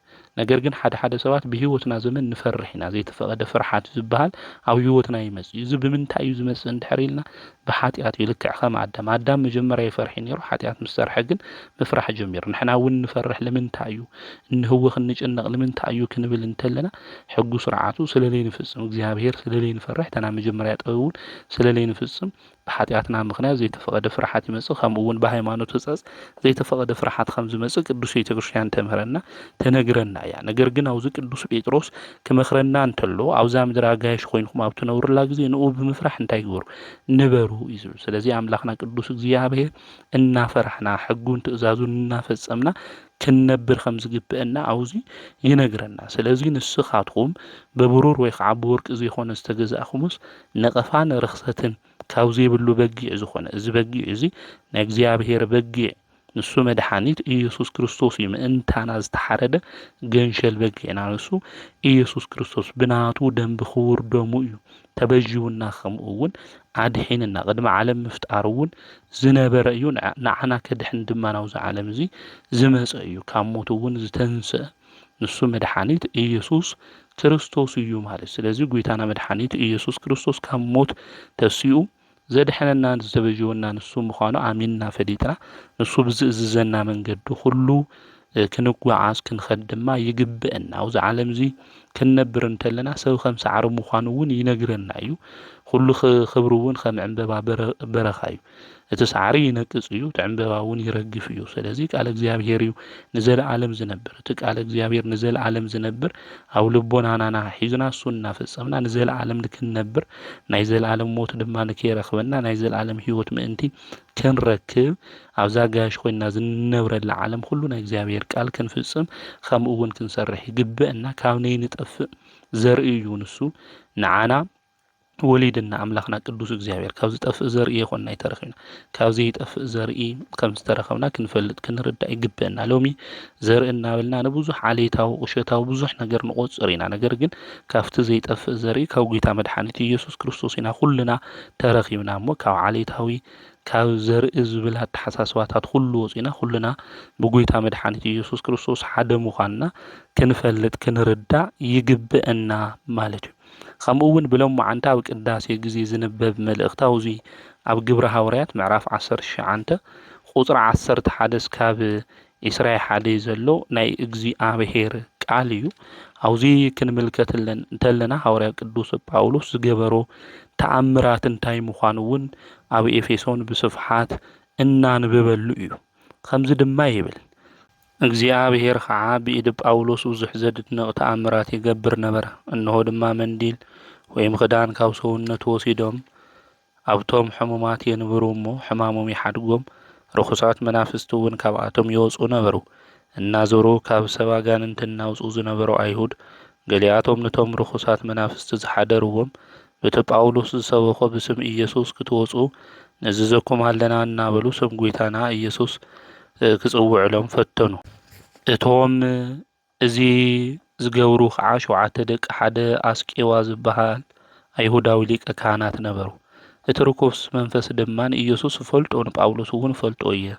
ንስኻትኩም ደኣ እንታወቲኹም በሎም እቲ ርኩስ መንፈስ ዝሓደሮ ሰብኣይ ከዓ ዘሊሉ ሓነቆም እሞ ሰዓሮም ክዳኖም ቀዲዱ ጥራሕ ዝባኖም ኣውፂኡ ኣውፂሉ ካብታ ገዛ ሃዲሞም ክሳብ ዝወፁ ድማ ንኩሎም ኣስነፎም እዚ ነገር እዚ ኣብ ኩሉ እቶም ኣብ ኤፌሶን ዝነብሩ ኣይሁድን ግሪካውያንን ተሰምዐ ንኩላቶም ፍርሓት ሓዞም ስም ጐይታና ኢየሱስ ድማ ኸበረ ካብቶም ዝኣመኑ ከዓ ብዙሓት እናመፁ ነቲ ዝገብርዎ ክፉእ ግብሮም ብጋህዲ ይንስኡ ነበሩ ብዙሓት ጠንቆልቲ ድማ መጻሕፍቶም ኣኪቦም ኣብ ቅድሚ ኩሉ ሰብ ኣቃጸልዎ ዋግኡ ምስ ፀብፀብዎ ከዓ 50,000 ድሪም ኮይኑ ተረኸበ ቃል እግዚአብሔር ድማ ከምዚ ኢሉ ብሓይሊ እናሰፍሐን እናበርትዐን ኸደ ቅዱስ ጳውሎስ ኣብ ኤፌሶን ኣገልግሎቱ ከግልግል እንተሎ ብፍላይ ድማ ኣብቲ ዘመን እሱ ዝነበሩ ሰባት ቅዱስ ጳውሎስ ብዙሕ ዘድንቕ ተኣምራት ድማ ኣብ ልዕሊኦም ይፍጽምም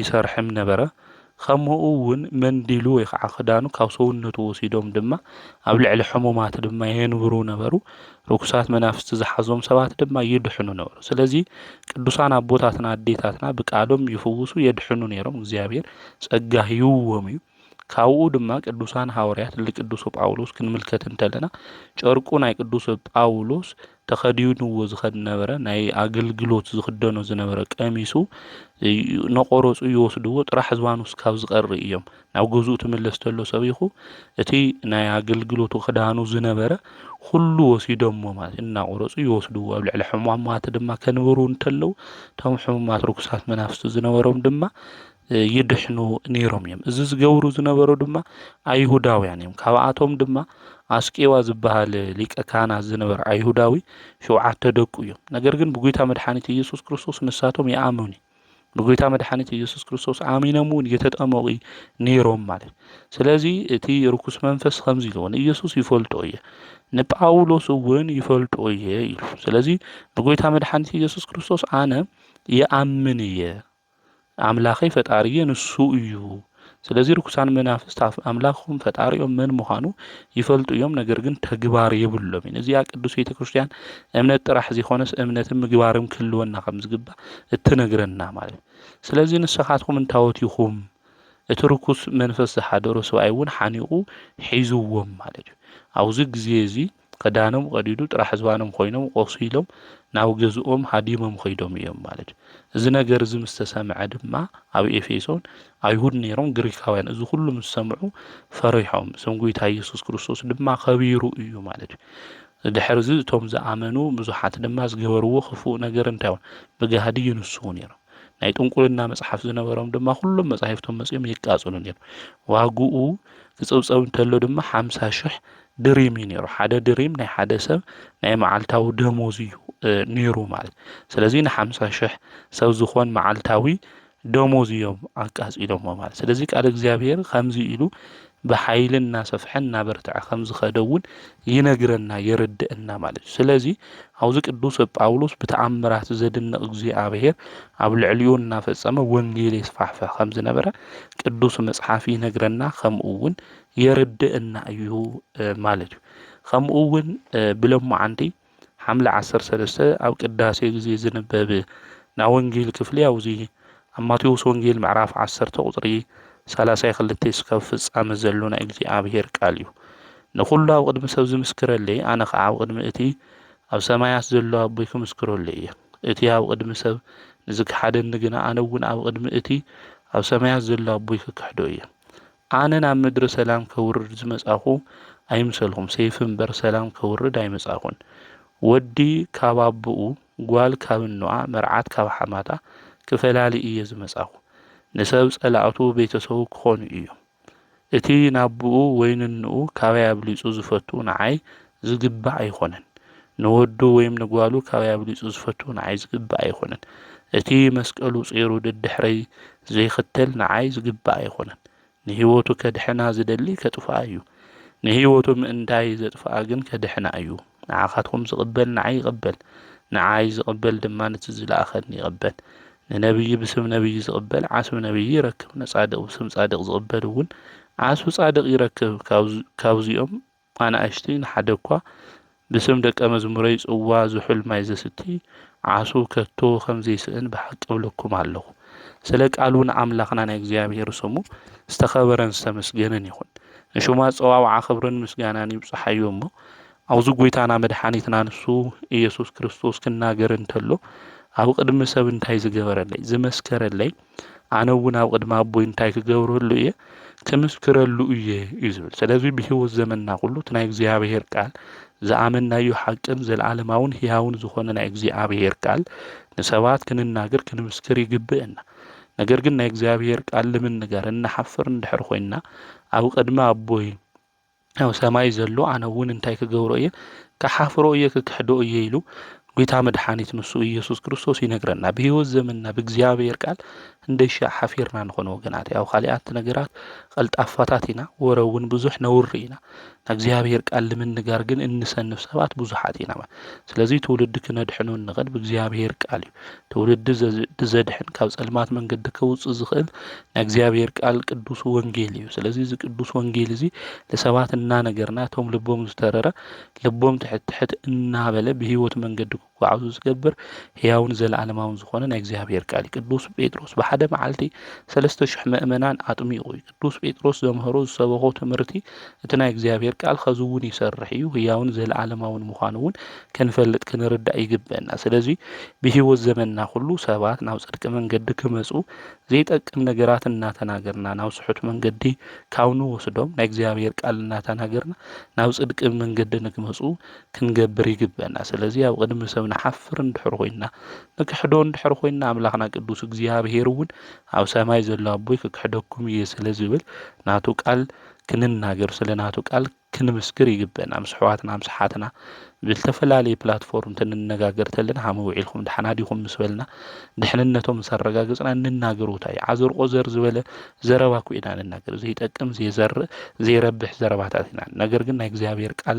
እናተናገርና ትውልድ ክድሕን ግን ክንገብር ይግባ ማቴዎስ ወንጌል ዝብል ሉቃስ ወንጌል ዝብል ቅዱሳት መጻሕፍት ከምዚ እዮም ዝብሉ እናበልና ንሰባት ከነምህሮም ከምኡውን ክንግስጾም ከም ዝግብአና ቅዱሳት መጻሕፍቲ ይነግሩና እዮም ይረዱና እዮም ስለዚህ በህይወት ዘመንና ሁሉ ስለ አምላኽና ቅዱስ እግዚአብሔር እንምስክር ስለናቱ ድማ እንናገር ክንኾን ከም ዝግብአና ቅዱስ መጽሐፍ ይነግረና ስለናቱ መስኪርና ስለናቱ ተናገርና ናይ ህይወት መንግስትን ንወርስ ልክንኾን ንአምላኽና ናይ እግዚአብሔር ቅዱስ ፍቃድ ይሆነልና ቀጽኢሉውን ኣነ ናብ ምድሪ ሰላም ከውርድ ዝመጻኹ ኣይምሰልኩም ሰይፍ እምበር ሰላም ከውርድ ኣይመጻኹን ኢሉ ይናገር ማለት እዚ ጎይታና መድኃኒትና ኢየሱስ ክርስቶስ ክናገር እንተሎ ሓደ ሰባት መጽሐፍ ቅዱስ ዘይተረድኡ ብፊደል ጥራሕ ሒዞም ዝጠፍኡ ሰባት ምስጢራዊ ትርጉሙ ከምኡ እውን መለኮታዊ ሐሳቡ መጽሐፍ ቅዱስ እንታይ ምዃኑ ዘይፈልጡ ሰባት ጎይታ መድኃኒት ኢየሱስ ክርስቶስ ናብዚ ዓለም እዚ ክመጽእ እንተሎ ህውከት ሽብር ምፍልላይ ሒዙ እዩ መጺኡ ናይ ፍቕሪ ኣምላክ ትብሉ እምበር መጽሓፍኩም እኮ ከምዚ እዩ ዝብል ሰይፍ እምበር ሰላም ከውርድ የመጽኣኹ ኢሉ ተናጊሩ እዩ ዝብሉ ብዘይምርዳእ ዝጓዓዙ ሰባት እኒአው እዮም።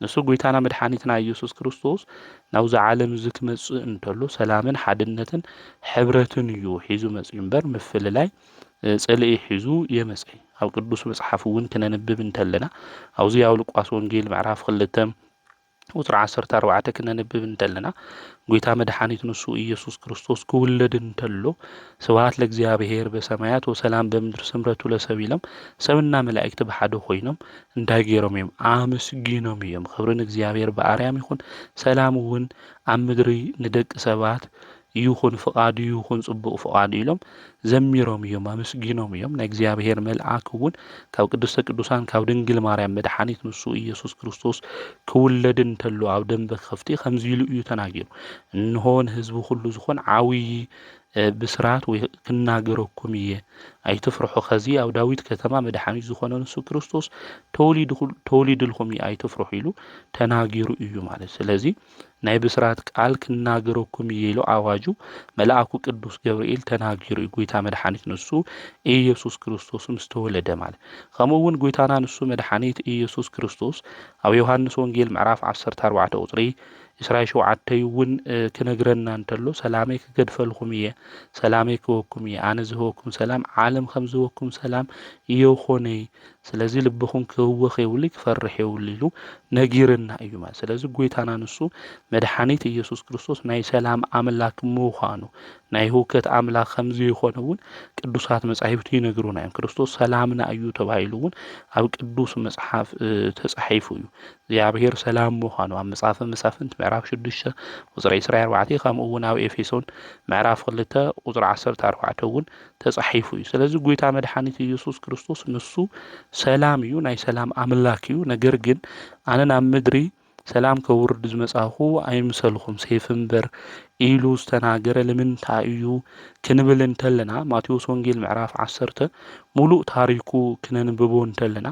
ኣቀዲማ ቁጥሪ 1 ጎይታ መድኃኒት ንሱ ኢየሱስ ክርስቶስ ንደቀ መዛሙርቱ ቅዱሳን ሐዋርያት ጸዊዑ ኣብ ልዕሊ ኣጋንንትን ሓይሊ ኣጋንንትን ደወያትን ስልጣን ከም ዝሃቦም ከምኡ እውን ናብ ዓለም ሁሉ ከም ዝኸዱ ነቐፋን ከምኡ እውን መከራን ድማ ካብ ኣሕዛብ ከም ዝቕበሉ ጎይታ መድኃኒት ንሱ ኢየሱስ ክርስቶስ ተናጊሩዎም።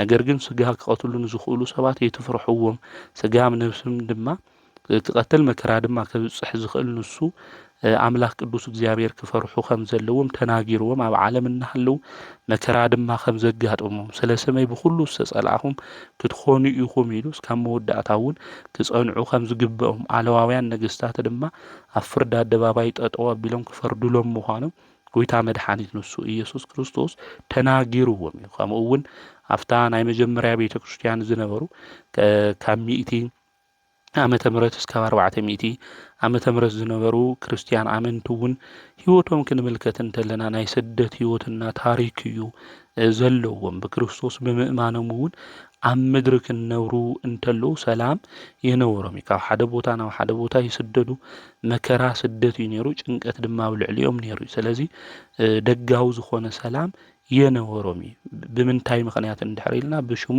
ስለዝኣመኑ ማለት። ስለዚ ጎይታ መድኃኒት ንሱ ኢየሱስ ክርስቶስ ሰይፍ ኢሉ ኣብዚ ክናገር እንተሎ ባባይ ስለለኣመንኩም ምኽንያት ክርስቲያን ድማ ስለዝኾንኩም ዝበጽሐኩም መከራ እዩ ስቅያት እዩ ብሰይፍ እውን ክሳድኩም ክቁረጽ ሰማዕት ድማ ክትኾኑ ኢኹም ኢሉ ስለ ሃሜሎም ክሞቱ ከም ዝኽእሉ ዝተናገሮ ቃል ምዃኑ ክንፈልጥ ክንርዳእ እዩ ዝግብአና። ከምኡ እውን ሰይፍ ሓደ ነገር ካብ ሓደ ነገር ከም ዝፈልይ ሁሉ በክርስቶስ ብምእማንኩም ካብ ዓድኩም ክትፈናቀሉ ኢኹም ካብ ቤተሰብኩም እውን ክትፈላለዩ ኢኹም ስለ ሰመይ ኢልኩም ዓድኩም ሁሉ ገዲፍኩም ክትኸዱ ኢኹም መከራ እውን ክትቅበሉ ኢኹም ናይ መከራ መስቀልኩም እውን ክትሽከሙ ኣሰሮ ፍኖቱ እውን ሒዝኩም ክትጓዓዙ ኢኹም ኢሉ ዝተናገሮ ና ወንጌል ክፍሊ ምዃኑ ክንፈልጥ ክንርዳእ ይግብአና ስለዚህ እዚና ወንጌል ክፍሊ እዚ ሙሉእ ምዕራፉ ክነንብብ እንተለና ጎይታ መድሓኒት ንሱ ኢየሱስ ክርስቶስ ስለ ሰመይ ክትንቀፉ ክትስደዱ ክትሕረዱ ኢኹም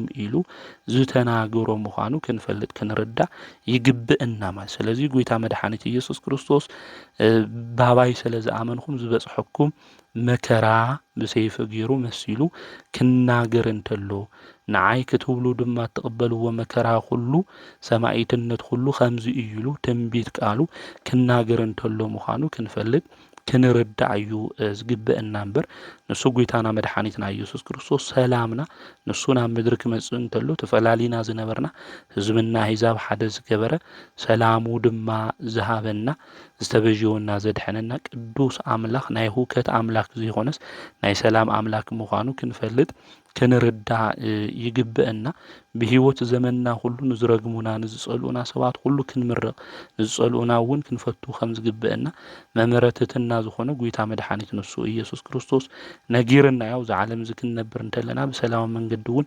ክንጓዓዝ ከም ዝግባእ ዝነገረና ሐቀኛ ንጉስና አምላኽና ንሱ እዩ ማለት ስለዚህ ያውዚ አነና ምድሪ ሰላም ከወረደ መጻኹ ሰይፍ እምበር ሰላም ከወረደ መጻኹን ኢሉ ዝናገሮ ዘሎ በሽሙን ዝኣመኑ ሰባት ዝበጽሖም መከራ ስደት በሰይፍ እውን ክሳዶም ከም ዝቁረጹ ሰማዕትነት እውን ከም ዝቅበሉ ዝተናገሮ ትንቢታዊ ቃል ከም እውን ሐዋርያት አው ዘዓለም ዝክትነብሩ እንተሎም ሁሉ ተጸሊኹም ዝመከራዚ ከጋጠመኩም እዩ ክብል እንተሎ ምዃኑ ምፍላጥ ምርዳእ የድል እዩ ከም እውን ካባይ አብሊጹን ወለዱ ዝፈቱ እንድሕር ኮይኑ ንዓይ ክኾነ ይግባእ እዩ ስለዚህ ካብ ጎይታና መድሓኒትና ንሱ ኢየሱስ ክርስቶስ አብሊጽና እንፈቶ ምንም ነገር ክልዋ ይግብ ካቦና ካዋዲና ብላዕሊ ክንፈትዎ ዝግብአና ፈጣሪና አምላኽ ንሱ ቅዱስ እግዚአብሔር እዩ ማለት ስለዚህ ወለድና ጎይታ መድሓኒት ኢየሱስ ክርስቶስ የተከተሉ ኢሎምና አይ ስለሎ ወለድና በቃ ጎይታ መድሓኒት ኢየሱስ ክርስቶስ የተከተሉ ኢሎምና እዮም የተቆረው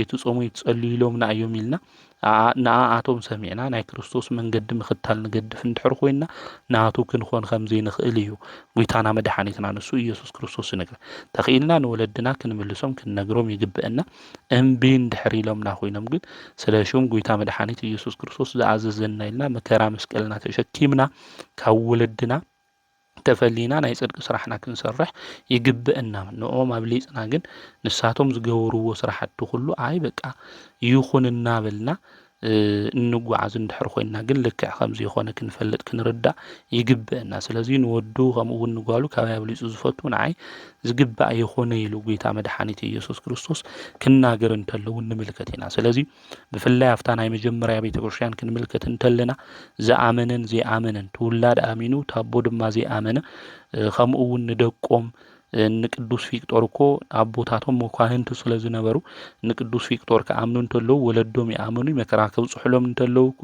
ንምልከትና ንጣዖታት ለይሰገድኩም እናወሉ ስለዚህ ጎይታ መድሓኒት ንሱ ኢየሱስ ክርስቶስ አቦ ካውላዱ ክፈሊ ዝመጻኹ እየ ኢሉ በሰይፍ ገይሩ መሲሉ ክናገር እንተሎ ሰይፍ ሓደ ነገር ከም ዝፈላሊ ንቅዱስ ፊቅጦር ካብ ወለዶም ካብ ቤተሰቦም ካብ ዓዶም ስለ ስም ክርስቶስ ኢሎም ሽሙ ተሸኪሞም መከራውን ተቀቢሎም ተሰዲዶም ካብ ወለዶም እውን ተፈላልዮም እዮም ማለት እዩ ምክንያቱ ክርስቶስ ንሱ ህይወት ይልዕል ሁሉ ከነብልጾ ዝግበአና ንሱ ኢሎም ሽሙ ተሸኪሞም መከራውን ተቀቢሎም እዮም ስለዚህ ብሽም ክርስቶስ ብምእማንና ዝመጸና መከራ እንታይ ምዃኑ ጎይታ መድሓኒት ኢየሱስ ክርስቶስ ክናገርሎን ምዃኑ አውዚ አንቀጽ እዚ ክንፈልጥ ክንርዳእ ይግብአና ስለዚህ ቅዱስ ቤተክርስቲያን ተምረና ትምህርት ብዙ መንገድ እዩ ስለዚህ ቃል እሱ ጥራህ አንቢብና አይ በቃ ሀምዙ እዩ ናይ ሰላም ንጉስ ይኾነ ይልና ጎይታ መድሓኒት ኢየሱስ ክርስቶስ ክንናገር ከም ዘይግብአና ምስጢሩውን ምርዳእ ንባብ ይቀትል ትርጉሙውን ይድሕን ዝብል ልባዊ ምኽሪ ዛው ልብኹም ክትሕዝዎ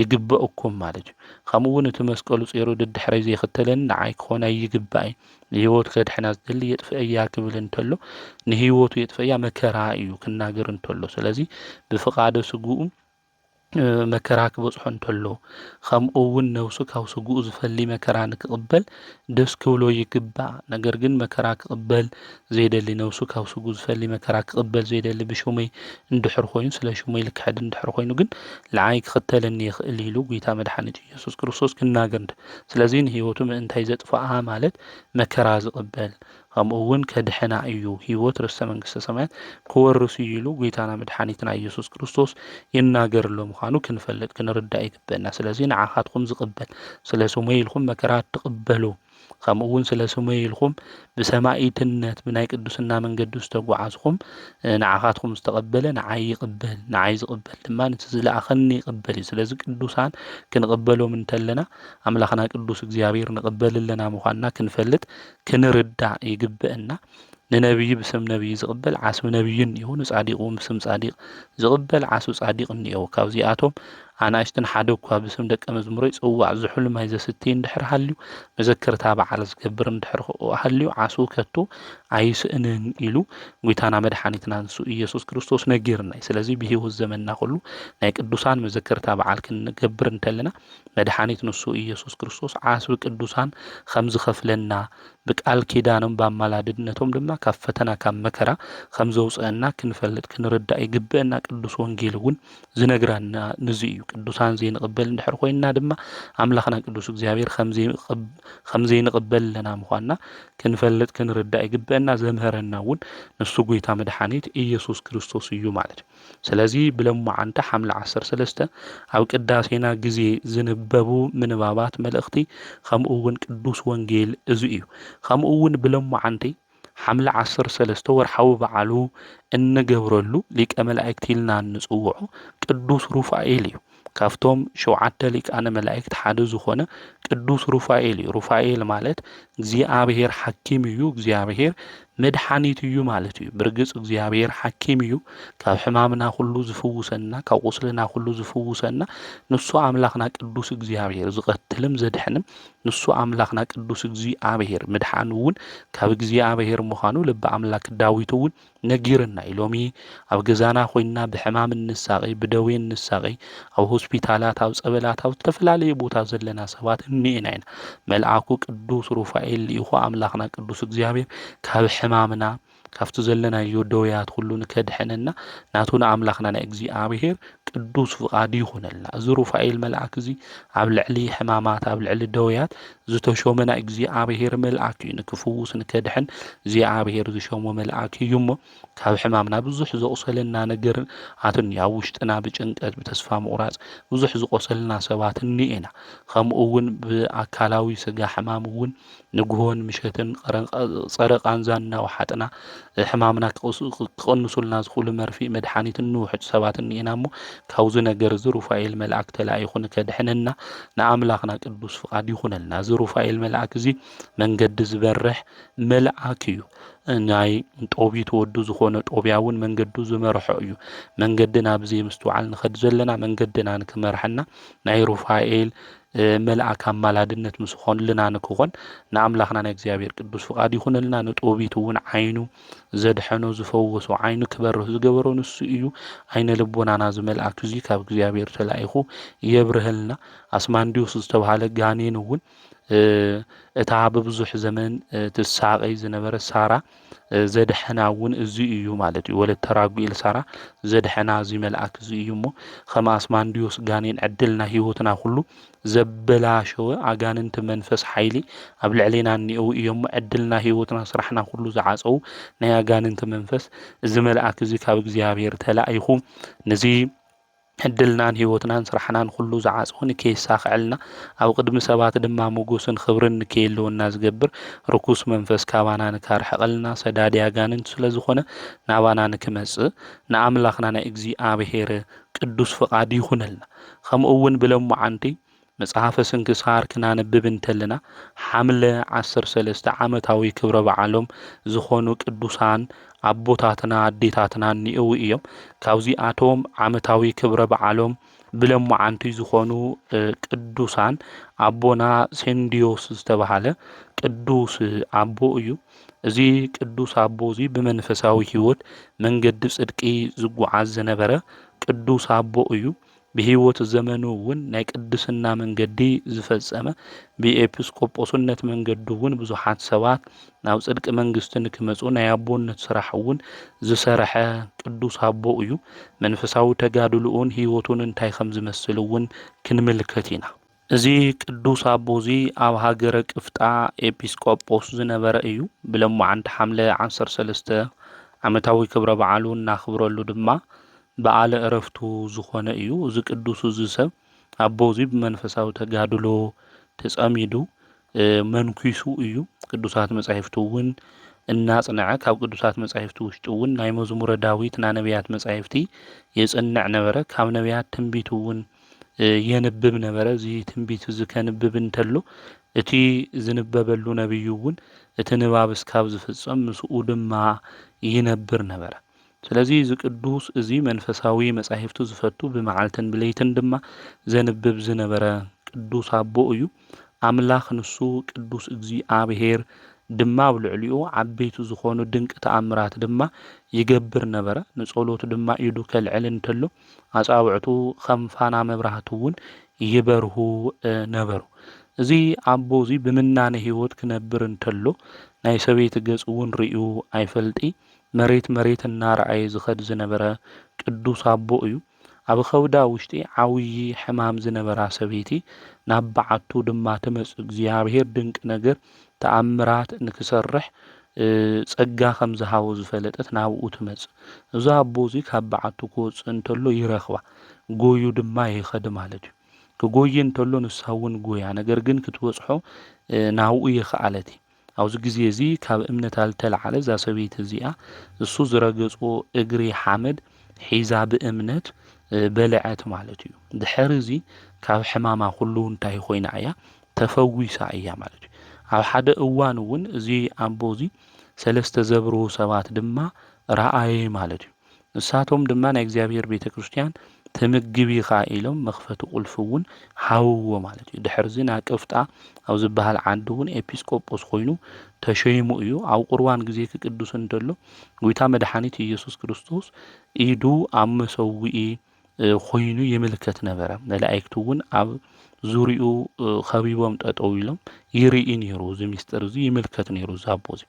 ኣብ ሓደ እዋን ሓደ ቀሺ ክቅዱስ እንተሎ ኣብ ቅዳሴ ግዜ ፍርቂ ምስ በጽሐ ኣብቲ መሰዊኢ ቅድሚ እንትፍታፉ እንትፍ ይብል ማለት ቅዳሴ ምስ ተፈጸመ እዚ ኣቦ እዚ ገሲጽዎ ንምንታይ ኢኻ ከምዚ ጌርካ ይትፈርሒ ዲኻ ኣብ ቅድሚ መሰዊኢ ጠጠው ክትብል እንተለኻ ካብ ጎይታ ጎይትነት ዝተለዓለ ይትፈርሒ ዲኻ እቲ እንትፍታፍኻ ንምንታይ ኢኻ ኣብ ቅድሚ መሰዊኢ እንትፍ ኢልኻ እንትፍ ክትብል እንተለኻ ኣብቲ መሰዊኢ ዙርያ ጠጠው ዝበሉ ኪሩቤል ኣብ ልዕሊ ክንፎም ይበጽሑ ዘይትፈልጢ ዲኻ ኢሉ ተናጊሩ። ኣብዚ ግዜ እዚ ሰብኣይ ዝነበረ ቀሺ ማለት እዩ ምንቅጥቃጥ ሒዝዎ ተሸኪሞም ሰባት ናብ ገዝኡ ወሲዶሞ ሓሚሙ ድማ ሞይቱ እዩ።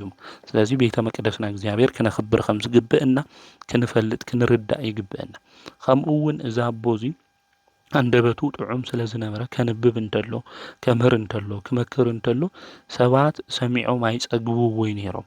ናይ ዕረፍቱ ግዜ ምስ በጽሐ ድማ ግዚኡ ምዃኑ ዕረፍቱ ምስ ፈለጠ እዚ ኣቦ እዚ ነቶም ህዝቢ ጸዊዑ ኣምሂርዎም ብመከራ ግዜ እውን ክጸንዑ ከም ዝግባእ ኣዚዝዎም። ድሕሪ እዚ ነብሱ ብእግዚኣብሔር ኢድ ሂቡ ካብ ስግኡ እውን ብዙሕ ተኣምራት ተገሊጾም እዮም። ደቀ መዝሙሩ ካብቲ መግነዙ ንእሽተይ ጨርቂ ወሲዱ ብእምነት ኣብ ልዕሊ ሕሙማት ድማ እናቕመጠ ይፍውስ ነይሩ እዩ። ልክዕ ከም ቅዱስ ጳውሎስ ጨርቂ ኮይናትሉ እቲ ደቀ መዝሙሩ።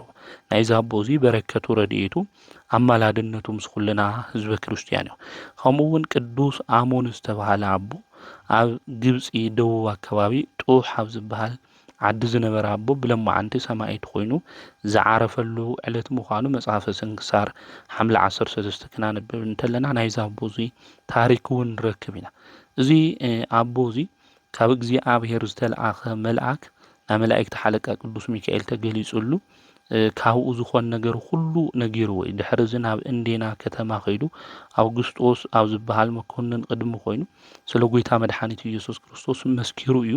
እቲ መኮንን እውን ኣብ ውሽጢ መንኮራኹሩ እትዩ ብሓዊ እናቃጸለ ብዙሕ መከራ ኣብ ልዕሊኡ ኣውፂሕሉ ይጸንዑ ስቅያት ኣሳቂይዎ እዩ። ናይ ባዕሉ ቆርቦት እውን ገፊፉ ናይ ሓዊ ፈሓም ገይሩ ኣብ ርእሱ እውን ገይሩሉ እዩ። ኣብ መከረኡ ሁሉ ክጸንዕ ከም ዝግብኦ እውን ኣምላኽ ቅዱስ እግዚኣብሔር የጽናዕንዑ ነይሩ። ካብ ሕማሙ ሁሉ እውን ጥዑይ ገይሩ ይፍውሶም የድሕኖም ነይሩ እዩ። ድሕሪ እዚ ጎይታና መድኃኒትና ንሱ ኢየሱስ ክርስቶስ ይግለጸሉ ስለልነበረ መንእሰይ መሲሉ ብመንእሰይ አምሳል ብብርሃን ሰረገላ ኮይኑ ተገሊጹሉ ከምኡ እውን አጽናዕኒዕዎ እዩ ማለት እዩ። ከመይ ዝበለ ትዕድልቲ እዩ ወገናተይ ካብ እምነቱ ዝተለዓለ እዩ ስለ ጎይታ መድኃኒ ኢየሱስ ክርስቶስ ስለ ዝመስከረ እዩ ማለት። ስለዚ ከምዚ ኢሉ ድማ ተናገሮ ምሳኻ እየ ሽምኻ ንዝፀውዕ ዝኽርኻ ዝገበረ ኩሉ ገድልኻ ንዝፀሓፈ ኣና መንግስተ ሰማያት ውሽጡ ክዝክሮ እየ ክሕልዎ እየ ኢሉ ሰላምታ ሂብዎ ካብኡ ድማ ኸይዱ እዩ ማለት። ድሕርዚ እዚ ቅዱስ እዚ ኣብ ልዕሊኡ ስጉኡ ብዙሕ ዝኾኑ ተኣምራት እውን ድንቂ ዝኾኑ ተፈጺሞም እዮም ኣብዚ ቅዱስ እዚ። ብድሕርዚ እቲ ንጉስ ኣሳቂኡ እውን ክስልችዎ እንተሎ ብሰይፊ ርእሱ ቆሪፅዎ ይብሎም መዓንቲ ሓምለ 13 ዛቦ እዚ ናይ ሰማዕትነት ኣክሊል እውን ተቐቢሉ ቅዱስ ዮልዮስ ዝተባሃለ እውን ስጉኡ ገኒዙ ማለት እዩ ወሲዱ ምስ ክልተ ኣገልገልቲ ገይሩ ናብ ዓዱ ድማ ልኢኽዎ እዩ። እስካብ ከዚ ኣብ ግብፂ ዘድንቕ ተኣምራት ካብ ስጉኡ ካብዚ ቅዱስ እዚ እስካብ ከዚ ተኣምራት ይገብር እዩ ካብ ስጉኡ ማለት እዩ። ስለዚ እዚ ቅዱስ እዚ ኢና ብለማዓንቲ መዘከርታ በዓሉ እንገብረሉ ቅዱስ ኣሞን እንብሎ ብጎይታ መድኃኒት ኢየሱስ ክርስቶስ ዝኣመነ ቅዱስ ሚካኤል ዝግለጸሉ ጎይታ መድኃኒት ኢየሱስ ክርስቶስ እውን ብመንእሰይ መሲሉ ተገሊጹ ቃል ኪዳን ዝሃቦ መወዳእታ ሰማዒት ኮይኑ ክሳዱ ብሰይፊ ተቆሪጹ ምስክር ኮይኑ ዝዓረፈ ቅዱስ ኣቦ እዩ እሞ ናይዚ ኣቦ እዚ እውን በረከቱ ረድኤቱ ኣማላድነቱ ምስ ኩልና ህዝበ ክርስቲያን ይኹን። እግዚአብሔር ኣብ ኣቦና ሃዜ ኩሉ ዓለማት ዝረአዩ ዘይረአዩ ዓለማት ዝፈጠረ ናይ እግዚአብሔር ወልድ ኣቦ ዝኾነ መንፈስ ቅዱስ እውን ካብኡ ዝሰረጸ ህይወትና መንገድና ሁሉ እየቕንዐልና ክብርን ምስጋናን ኣምልኮትን ውዳሴን እግዚአብሔር ኣብ እግዚአብሔር ወልድ እግዚአብሔር መንፈስ ቅዱስ ይኹን ዘምህረና ዝገሰጸና ናይ አቦታትና አምላክ ቅዱስ እግዚአብሔር ስሙ ዝተኸበረን ዝተመስገነን ይኹን። ወስብሐት ለእግዚአብሔር ወወላዲቱ ድንግል ወለመስቀሉ ክቡር።